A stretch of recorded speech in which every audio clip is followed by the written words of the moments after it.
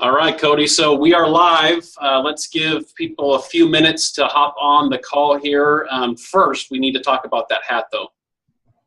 Tell me about this hat. Lean in so everyone can see the hat. The only problem with this hat is that it covers up my hair. Oh, boy. So really, you should have the hat. Yeah, Kaufman totally just missed that opportunity by not being here on time. All right, so we're going to go ahead and jump in because time is of the essence. Kaufman's on? It's time to rock and roll. So first Kaufman off, we want to welcome you guys to the final session of MREA Book Club. This is session 14, putting it all together. I have the the privilege of being able to do this with Cody Gibson, the guy in the Make Lead Generation Great Again hat.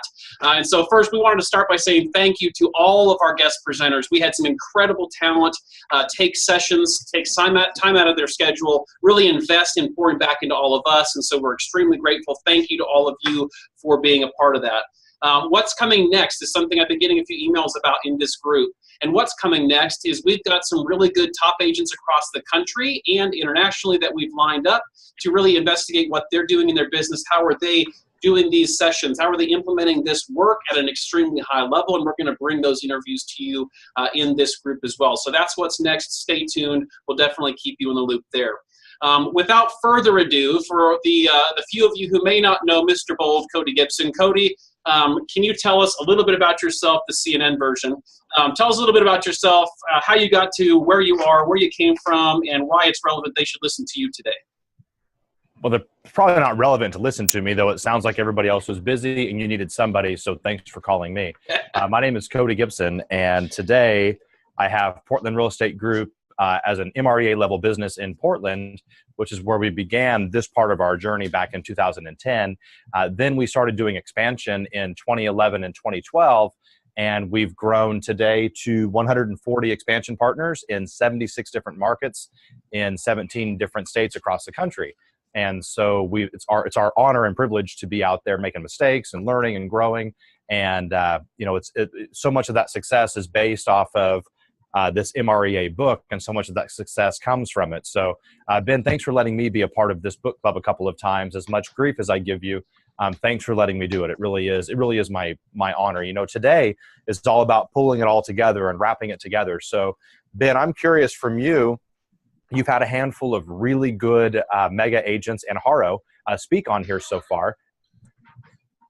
And I'm curious, what do you think when you say, all right, pull everything together here at the end of the book? What are your thoughts? Well, I have a few of them, and as we're wrapping this up, this is a great time. This is a segue. Cody's a professional speaker. You see what he said there? He gave you time to pull out your books because we're going over today, session 14, pages 289 through 312. And as Cody and I were talking before the call started, as we were fumbling our way to figuring out how to do Facebook Live, what we talked about is there is a ton of meat just in this little tiny section, because ultimately we can learn, Cody, about all these great systems and tools and thought processes and patterns, and yet if we don't put them all together and put them into practice, it's knowledge for knowing's sake instead of knowledge for doing's sake. So remember in the book, Gary talks about knowing for knowing's sake usually leads nowhere, whereas knowing for doing's sake leads anywhere you want to be. And what I want you to think about that, if you're listening to this, is there's nothing wrong with education, nothing wrong with training. We ought to go to more training, go to more education. So the challenge is most of the time for us in our industry, it's become more like infotainment. It's like, I'm going to go to this class, and it's almost like to myself, I'm just learning for knowing's sake, even though I'm not going to use it. Think about that agent in your office who goes to every class on for sale by owners. And you're like, listen, you've been in business for 12 years. You've never called even one FSBO. You could probably stop coming to the FSBO class. You don't have to be here for this. Though they come to things over and over and over again. We don't have, when I think about pulling everything together, we don't have a strategy issue. We've got the strategies. What we have is we have an execution issue. We forget to execute, or we don't execute, or what's worse is we take an entire book like this and we say, cool, I'm going to go do this. You won't go do this.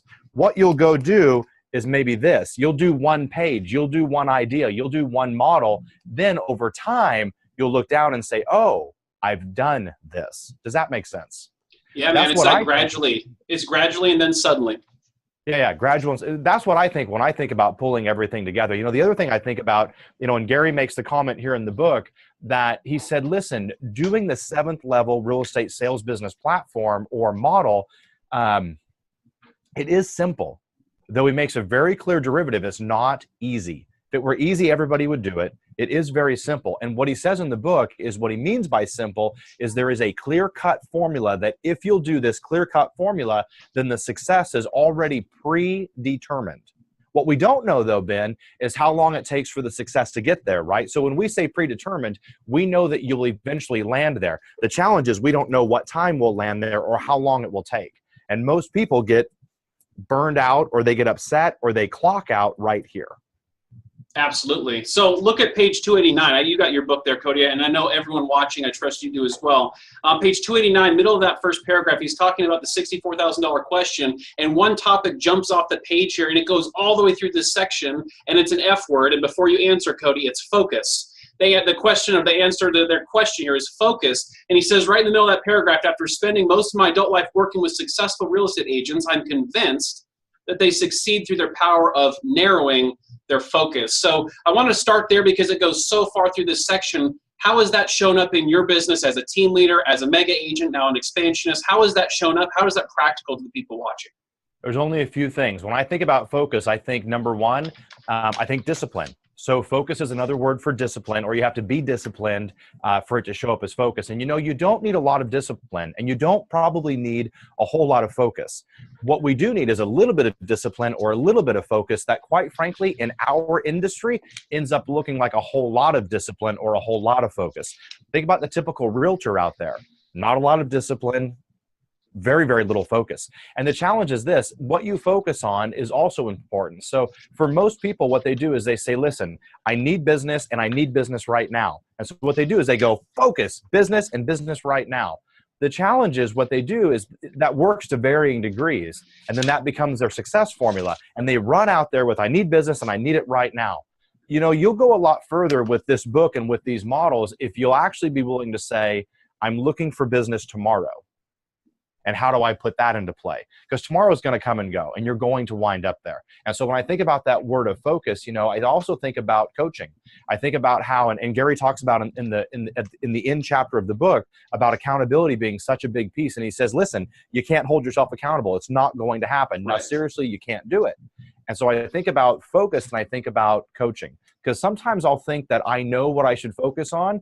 And sometimes the one person who knows what I should be focused on isn't me. It's a coach who can look at things from the outside in and say, listen, here's what you can't see. What you can't see is this challenge coming down the road. That's what I think about when I think of focus. Long answer to a short question. No, but that's huge. And that's why I have a MAPS coach. You have 2 MAPS coaches. If anybody has any questions on MAPS coaching, I know they can reach out to both of us, because we're paying those people to tell us our baby's ugly. We're paying those people to look at the areas of business we don't want to look at. That's accountability, because we know they want to move us to the highest and best version of ourselves we can be. And we lie to ourselves better than anybody as humans. We tell ourselves that everything's fine, and yet somebody objectively looking from the outside in goes, it's not as cool as you think it is. Really, really powerful. What about on page 292, the big goals and big models? Because this is the way you think. Well, yeah, and before you go there, though, I want to make sure, don't miss, if you're checking out this video, please don't miss the 5 simple steps on page 291. Number 1, personal plan and make process your focus. By the way, process. That's not a typo. Not progress, process. Number 2, time block to get your focus. Number 3, accountability to keep your focus. It's one thing to get one. It's a whole nother to keep it. Those are 2 different things. There's an old saying, or it's turned into a meme. If you're committed, then you'll succeed. If you're diligent, you'll keep it. Now, then number 4, make sure your environment supports your focus. And then number 5, keep your energy to maintain your focus. 5 simple steps. All right, so Ben, you said 292. Yeah, so 292 is where he really jumps into the because Gary's a huge thinker, we all know that, but this is really where it starts. And he's talking about big goals requiring big models, and you and I've seen that graph before, but a lot of these people watching may not have. So unpack what this looks like, as I know you started out as a single agent, and time has marched on, and you didn't get here by thinking small. What does Gary mean by this big models and big goals conversation? I think a couple of things, and I know we're tight on time today. For time's sake, I did an interview this morning for a podcast, and we were talking about thinking big. We were talking about thinking really big. And I'll give you an example, right? We think that we know we're thinking big when we're not thinking big. So in 2014, I wrote a goal that our expansion business would be in 40 cities by 2020. Now, I thought it was kind of a cute goal. By the way, I was scared of it because at the time we were in 2 or 3 cities. So 40 seemed like a whole long way from 2 or 3. Like, it was huge. It was almost the type of goal that I was afraid to share with somebody. And I thought, 2020, I'll be 40 years old. We'll be in 40 cities, kind of a cool story. I mean, nobody else cares. It's cool to me. Cool story to me. And in 2017, back in the beginning of this year, we surpassed that and hit the 40th city. And my assistant said, listen, you got to change this on this form because it says 40 cities and we're well over that by 2020. It's outdated. And I said, no, I don't want to change it. It's the reminder to myself that even when I think that I'm thinking big, I might not be thinking big at all. Because I would have told you, Ben, I'd have told you in 2014, I would have whispered 40 cities by 2020. And I'd have been almost scared to tell you, though 2 years early, we hit that goal. And so what that really tells me is that when I thought I was thinking massive, I was thinking like this. I didn't even realize what I didn't know. So when I think about thinking big, to kind of pull all this together, I do think looking around you is important because it gives you some idea or well, think of it this way. It used to be that if you sold 100 homes a year, you were King Kong in your market. We put you on stage and worshiped your feet and said, please tell us all of your secrets. Today, if you sell 100 homes a year, someone comes by and says, hey, you're doing okay. Keep at this. You'll get there someday. It's tough business, man. It's hard for everybody. And the thing is, there's nothing wrong with selling 100 homes. Though just think about how the mega agent today has exploded the ceiling, exploded the roof off what's possible. People are going to sell 1,000 homes a year this year, 1,200, 1,800 homes this year. Ridiculous compared to what just happened 5 years ago. And I want you to think about just how much opportunity that brings. So that's what I think about thinking big. So I think you got to look at what's around you. Now you're back to another theory in the MREA book of benchmarking and trending. So what's the benchmark of what's happening right now? Cool. How do we trend and go a little bit higher? All you're doing is watching the 4-minute mile unfold in the real estate business. Absolutely. And I think that's so huge because I remember when I was selling and I first got this book and I was not at Keller Williams yet and I was reading this book, it was almost off-putting. And I've heard it so many times from people that, yeah, I get this book and it sat on my bookshelf for 2 or 3 years and I had it, but I've not read it because I'm not a millionaire real estate agent. And I think it ties in perfectly with what you're saying. We have to be, it's the be, do, have conversation, which you know all too well. We have to figure out who are we becoming in order to get to this point. No one starts here. And you and I've had that conversation too. No one starts at the level they end at. We all have to start somewhere, and it starts with one step at a time, and this is the roadmap to get there. And I'm a firm believer personally, and this maybe is a weird comment. I'm kind of a firm believer that the millionaire real estate agent doesn't exist. In other words, to a certain degree, there's no finish line. To a certain degree, there's no end zone that, hey, once I'm there, I'm there. The idea was, how does an agent become a modeled business? How does an agent move from just being someone who shows homes and sells homes to being a legitimate, quantifiable business? And I don't know any 7th level agent who gets there and says, cool, here I am. Sure. I guess I made it. They don't do that. They say, cool, here's where I'm at. What's the next level look like? How do I take the 7th level deeper? So, the truth is, it's almost a unicorn, if you will, to some degree, because you're never going to quite get there. And to be quite frank, I'm convinced the type of agent who gets to the 7th level is the type of agent who would hate to have to stay there. Well, and that brings up another good point. He talks about it. I'm flipping to the page, but he talks about later in this section, he talks about big goals are important because what do we do when we cross the finish line of a race? No pun intended. What do we do when we cross the finish line? We kind of take a breather and we stop, and it's exactly what you're saying. We set big enough goals. We never get to the point where we can rest or stop or back off. Our foot's in the pedals to the metal the whole time because we're thinking a lot bigger than where we are today. And I think that takes a regular annual reassessment. Would you agree with that? 100%. The bigger piece to me though is there's nothing wrong with it. It's not demoralizing to say I'm never. I think there's a trick to being content. Aggressively content would be the way that I would put it. To be aggressively content. There's nothing wrong with looking down and saying I'm really happy with where I'm at. I'm proud of what we've done, and I have some contentment with it. Though it's almost aggressive because it's like, all right, well now what? What next? What next? What next? Because anybody who gets there won't stay there. At the same time, I do think it's okay to stop once in a while and say, I'm really proud of where I'm at. Nothing wrong with that. It's huge. Gary would say that the whole thing is about redeveloping and redefining who you are and who you choose to be tomorrow. And the truth is this: when I think about thinking big and I think about wrapping this all together, a couple of years ago, Gary had made the comment that you overestimate what you could do in a year and you greatly underestimate what could be done in 3 years or 5 years. At Reunion just recently, the most hashtagged comment from Reunion from Gary on stage was, you could literally be anybody you want to be in 5 years. Mm-hmm. You're no more than 5 years away from being anybody that you want to be, and the MREA model could help get you there. The other piece to remember is this: the MREA model is a model. It's like a blueprint, though if you think about a model, you're going to do this and do this and do this. The model stays here. The model exists because when you get here and you get off track, you know what to come back to. And then if you get over here, you know what to come back to. I'd encourage you to keep this true north so you know where to come back. Not because you're going to follow it 100%. I mean, who's going to follow anything 100%? It doesn't happen. Real life shows up. Sure. Well, and I think, I'm sure you've heard this too. You've coached a lot of people as team leaders. I've coached a number of people as well. You're a bold coach. I'm a MAPS coach. One of the biggest things I see as a hurdle, or people kind of apprehensive about going down this path in their business, is I can manage myself, but I don't know if I can manage other people. And so what jumped out at me in this section was on page 302 at the very top. He says, one final thought on accountability, back to accountability, frequency matters. The more you try to achieve, or the greater the personal growth you seek, the more frequent your accountability will need to be. And he gives some examples. And I just wanted to point this out, that on page 167, figure 26 is the consultative interview process. And I don't know about you, but I still use this process. Like, the managing the people part is laid out here as well. His point is, how are we as leaders of our organization showing up and having those conversations with our people, and how frequently? Because what you've said, and I use this line all the time, bad news doesn't get better with time. So if the more frequent we're inspecting what we expect, the better results will be. It all comes down to, again, your true north and following the model. It's all here.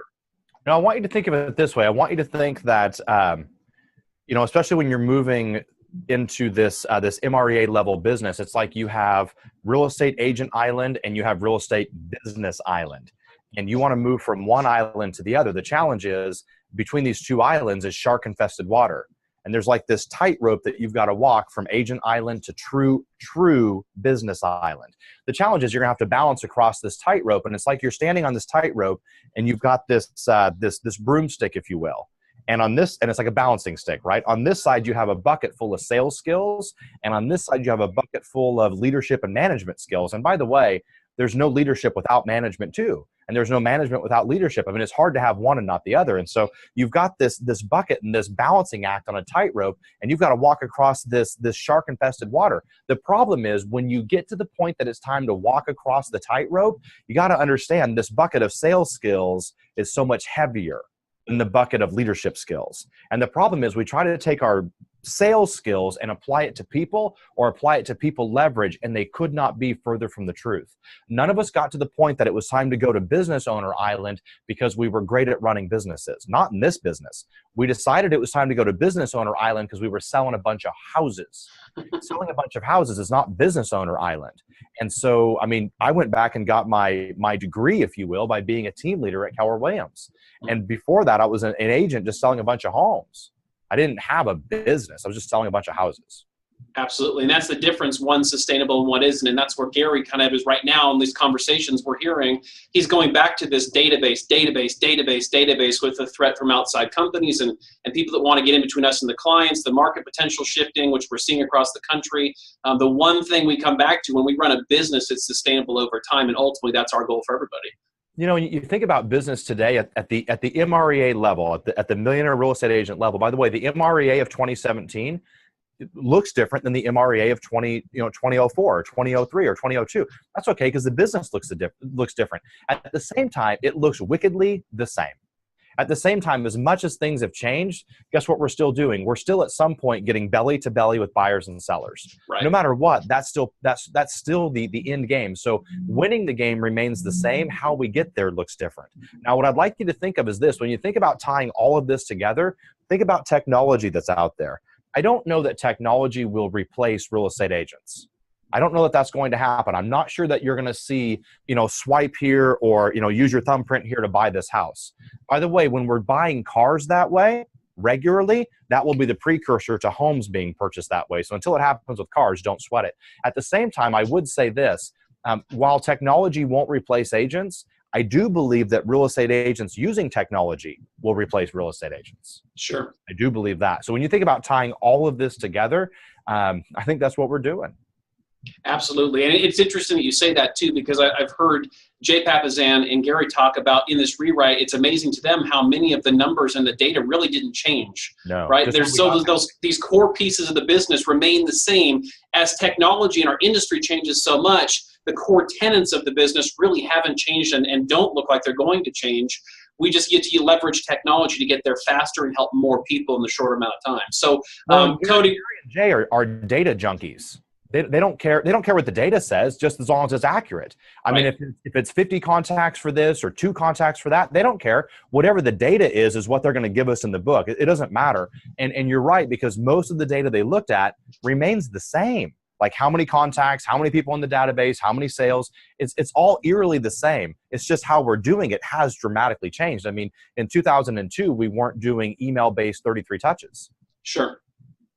And now it's a 36 touch. And they're going to talk more about that, right? So yeah, correct. The process has changed, but what we actually do, our tangibles remain the same. It seems to at least. Eerily similar. Here we are 15 years later, and it's so similar. Same thing. Awesome. All right. Well, we've got time, Cody, for a final thought. So, what do you want to leave the people watching this video with? What did you take away from this process, and what should they take away, and how do they make all of these videos practical? So is there, I can't see the screen on your side. Are there any great comments or questions in the Facebook thread that you want us to respond to? Jeff Reyes is a smart aleck. We know that. Putnam liked one of your, yeah, it goes without saying. Putnam liked one of your quotes. And some good feedback about what was being said. So while he's wrapping up, if you have anything for us that you want to have Cody answer for you want to put out a question to Cody, type it in the comments down below quickly, and I'll read that to you. So Cody, go ahead and start and check back with me. I would say this: if you're going to pull all of it together, I would say to fall in love with the process and not to fall in love with the destination. We get so hung up on destinations. We get so hung up on arriving somewhere or being somewhere or getting somewhere. And the truth is, until you've made peace with the process, I'm not sure you have to worry about landing there anyway. And the problem is this, that the process is the piece that nobody wants to do. The process feels like the boring part. And if you're going to build if we're talking an MREA level business, you got to understand that's a boring business.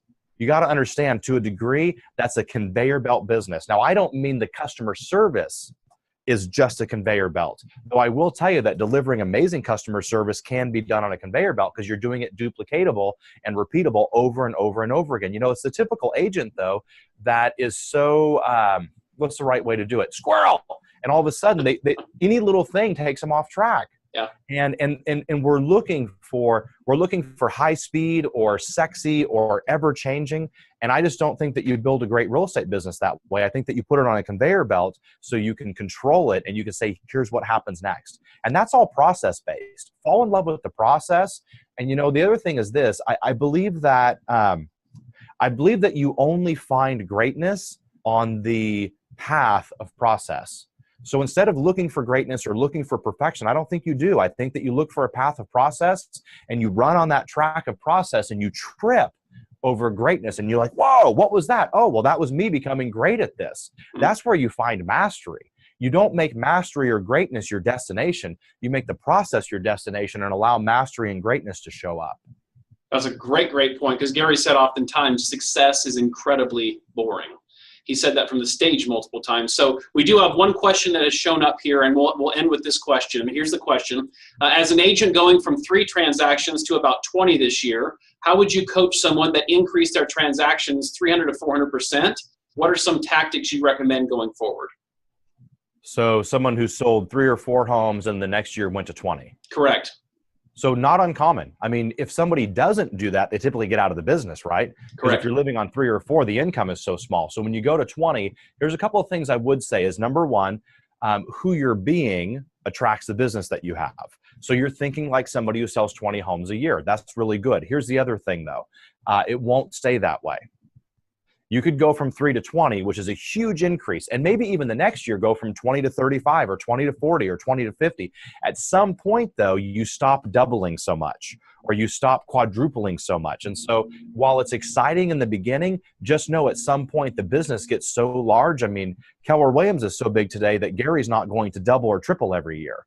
At some point, a 10% increase is massive, right? Sure. And so enjoy it while it's here. Just know that it slows down and you want it to. The other piece is this. The question is, who do I need to be that selling 20 homes a year is simple and duplicatable?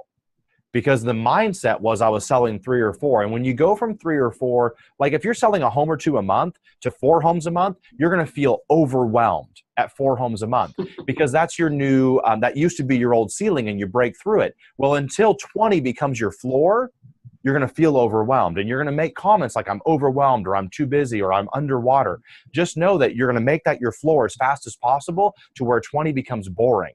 So the first time I ever took 10 listings in a month, I was crazy, hair on fire crazy, until I did it enough that I was like, oh, well, 10 a month is child's play. That's T-ball. Like if I haven't put a new listing in the MLS for 3 days, I'm wondering what the heck happened to my business. And so I would tell you to get okay with the chaos and move through the chaos as fast as you can. Here's the other thing I would say is this. If you're pushing down 20 transactions a year, you're probably on the precipice or the front end of looking for or needing some transactional help. And I don't know that I would run out there and hire an assistant. At 20 transactions a year, the income probably looks like this. And so what I would do is I would think, what a stair step for an assistant could I have? Could I hire a transaction coordinator who just does that and I only pay per transaction, knowing that that has an end, that's a means to an end. How long do I have to do that till I can afford an assistant full time? Here's the other piece I would say to somebody that goes to 20 transactions a year. You're still very much the agent. You're still very much the showing assistant. You're still very much the listing agent. You're still very much the buyer's agent. And, oh, by the way, you're the owner of the business. And I would tell you to start paying yourself that way.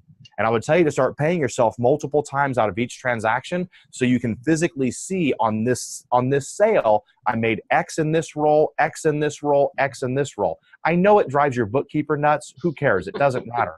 And you'll begin to understand how you make your money in the business, and you'll move through these processes faster. Because if you don't, you just have this check for 12 grand or 15 grand or 8 grand, and you feel like that all lumps together and it's really good money, and it is, only you realize, oh shoot, the majority of the time I'm spending, I'm making this much money. How do I get rid of those tasks so I can spend my time making this much money?